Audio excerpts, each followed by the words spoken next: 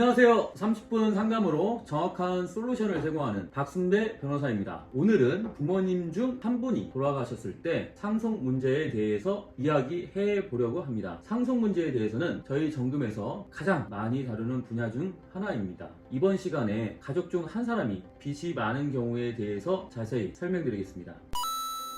상속은 가족 중 한 사람이 부모님의 재산을 물려받는 것을 말합니다. 이 과정에서 주의해야 할 점이 있는데요. 만약 상속을 받는 가족 중 한 사람이 빚이 많다면 문제가 생길 수 있다는 거예요. 상속인 중 빚이 많은 사람이 있다면 반드시 이것을 하셔야 하는데요. 오늘 내용을 이해하려면 먼저 사회 행위를 이해하셔야 합니다. 만약 누군가가 돈을 빌렸는데 그 돈을 갚아야 할 때 재산을 다른 사람에게 넘기면 어떻게 될까요? 이걸 사행이라고 하는데요. 빚을 갚지 않으려고 재산을 빼돌린 거죠. 그래서 법원에서는 이런 경우에 재산을 다시 돌려놓고 빚을 갚게 할 수 있어요. 사행위가 인정되려면 4가지 조건이 있어야 해요. 첫 번째, 채권이 있어야 합니다. 누군가에게 돈을 받을 권리가 있어야 하기 때문이죠. 두 번째, 채무자가 재산을 넘겨야 합니다. 빚을 지은 사람이 자기 재산을 다른 사람에게 넘겨야 해요. 그리고 빚이 재산보다 더 많게 되어야 하고요. 세 번째, 채무자가 재산을 빼돌릴 의도가 있어야 해요. 재산을 넘길 때 빚이 더 많아질 것을 알고 있어야 하고요.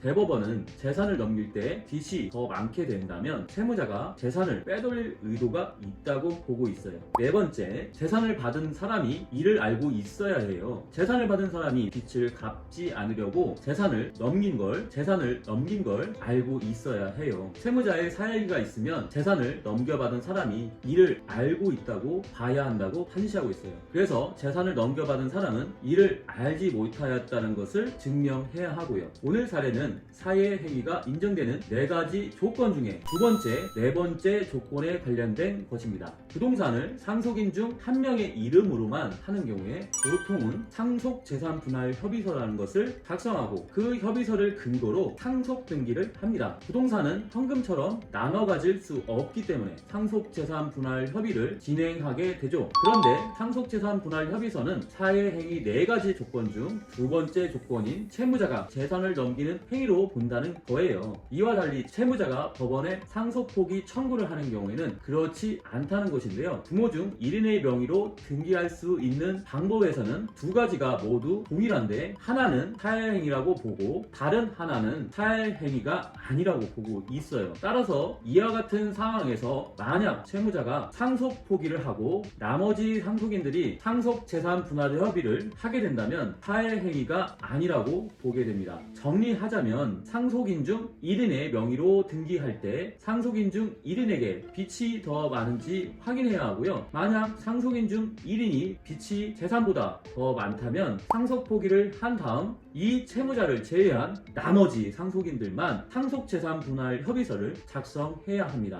다음으로 4번째 조건, 재산을 넘겨받은 사람, 즉 수익자가 채무자가 빚이 더 많아진다는 것을 몰랐다, 이런 주장에 대해서 말씀드릴 건데요. 이를 한마디 법률용어로 하자면 수익자의 선의항변이라고 합니다. 실제 사례를 통해서 말씀드릴게요. 수익자, 즉 재산을 넘겨받은 사람과 남편은 50년 동안 혼인 생활을 하였습니다. 그리고 해당 부동산은 수익자와 남편이 40년 동안 거주해온 주택이었습니다. 그렇기에 수익자의 해당 부동산에 대한 기여가 대단히 높다고 볼 수 있고요. 수익자의 주거를 보호할 필요가 있었습니다. 수익자는 채무자가 빚이 더 많다는 것을 알 수 없었습니다. 채무자는 수익자 및 사망한 남편과 다른 곳에 거주하였기 때문이에요. 또한 채무자 말고 다른 상속인들도 채무자와 동일하게 상속재산분할협의서를 구성하면서 수익자 명의로 하는 것에 대하여 동의하였습니다. 법원에서도 이러한 주장에 근거하여 수익자의 선의항변을 받아들여 채권자의 주장을 기각하였습니다. 지금까지 말씀드린 것을 모두 정리하자면 부모님 1인이 사망하였을 때 가장 좋은 선택은 상속인 중에 빚이 더 많은 사람이 있는지 확인해서 그러한 사람이 있다면 상속 포기를 하고 나머지 상속인들만 상속재산분할협의서를 작성하는 것이며 차선책으로는 실자의 선의 항변을 적극적으로 주장하는 것입니다. 방금 말씀드린 실제 사례는 정금 블로그에서 더 자세히 포스팅되어 있습니다. 댓글에 관련 글 주소를 남겨드릴 테니 더 자세히 알고 싶다면 고정 댓글을 확인해보세요.